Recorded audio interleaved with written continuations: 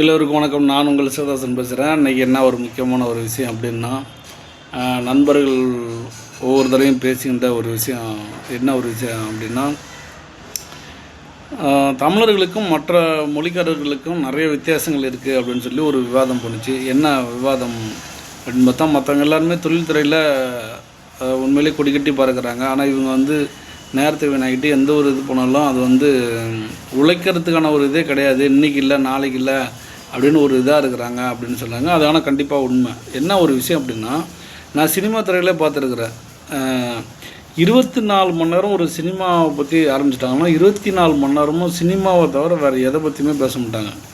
நான் ஹைதராபாத்தில் ஒர்க் பண்ணும்போது அவங்களும் அப்படி தான் பார்த்தீங்கன்னா, அந்த சினிமாவை தவிர வேறு எதை பற்றியும் பேச மாட்டாங்க. அதுமாரி ஒரு மலையாளியும் சரி, அந்த சினிமா அப்படின்னா அந்த சினிமாவை கதையை தவிர வேறு எதுவுமே பேச மாட்டாங்க. ஆனால் தமிழர்கள் அப்படி கிடையாது. 2 இடத்துல 4 இடத்துல போய் சொன்னோன்னா ஒரு நிமிஷம்தான் பேசுவான். ஏதாவது நீ ஒரு டாப்பிக்கை ஒருத்தன் ஏதோ ஒன்று ஆரம்பிக்கிறது இது பண்ணான்னா, அடையாங்க இதெல்லாம் வேலைக்கு ஆகுதுங்கம்பான், அடையாங்க இதெல்லாம் அப்படி இருக்காதுங்கம்பான், அடையாங்க இதெல்லாம் இருக்காது, இவன் அப்படி தான் பேசுனான் அப்படி பேசுவான். அப்புறம் அரசியல் கொண்டு வருவானுங்க, அப்புறம் பொம்பளை பற்றி பேசுவானுங்க, அப்புறம் சரகு பற்றி பேசுவானுங்க. இப்படியே அதை ஒன்றும் இல்லாமல் ஊற்றி நாசமாகிட்டு போயிடுவானுங்க. அப்புறமேலுக்கு இதெல்லாம் வேலைக்கு ஆகுதுப்பா அப்படின்னு சொல்லிட்டு எழுந்திரிச்சு போயிடுவானுங்க. இதனால தான் இந்த சினிமா துறையில் அதிக பேர் மோசமான ஒரு சூழலை போகிறதுக்கு காரணம் இதனால தான் அது. ஏன்னா இந்த மாதிரியான ஒரு சூழல் தான் ஒரு மிகப்பெரிய ஒரு மோசமான ஒரு இதாகுது அப்படிங்கிறது எனக்கே நானே நிறைய விஷயங்களில் அதை பார்த்து தெரிஞ்சுக்கிட்டேன். நிச்சயமாக சரி, நீங்களும் சரி, ஒரு விஷயத்தை ஒரு விஷயத்தை நம்ம எடுக்கிறோம், ஒரு தொழிலை தொடங்குறோம்னா கண்டிப்பாக அதை தவிர வேறு எதை பற்றியும் யோசிக்காதீங்க, வேறு எந்த சிந்தனையும் போகாதீங்க, யார் பேச்சும் கேட்காதீங்க. இதுதான் நான் தெரிஞ்சுக்கிட்ட உண்மை. தயவுசெய்து எதில் நீங்கள் ஈடுபாடாக இருக்கிறீங்களோ அந்த ஈடுபாடுக்கு போங்க. வீட்டில் ஃபேமிலியில் உள்ளவங்க பொண்டாட்டி சொன்னாலும் சரி, பிள்ளைங்க சொன்னாலும் சரி, கூட பிறந்தவங்க சொந்த பந்தம் யார் சொன்னாலும் சரி, யார் பேச்சும் கேட்காதீங்க. உங்களுக்கு என்ன பிடிக்குதோ அதிலே ஈடுபடுங்க, அதிலேயே முழுசாக உங்களை அர்ப்பணிங்க.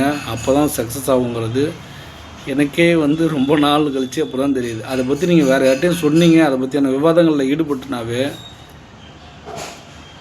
அதே போல் ஒருத்தர் இல்லை இன்றைக்கி ஒருத்தர் வரல அதனால தான் நம்ம இதாக இருக்குதுன்னு நினைக்காதீங்க.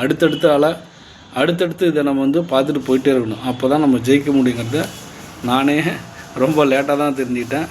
கண்டிப்பாக வெற்றி பெறுறதுக்கு நிறைய வாய்ப்புகள் இருக்குது. நிச்சயமாக எல்லாருமே சரி, உங்களோட குறிக்கோடு லட்சியத்தில் ஜெயிக்கணும் அப்படின்னா நீங்கள் யார் பேச்சும் கேட்கக்கூடாது, அதே சிந்தனையிலே இருக்கணும், வேறு எந்த சிந்தனையும் மாறக்கூடாது.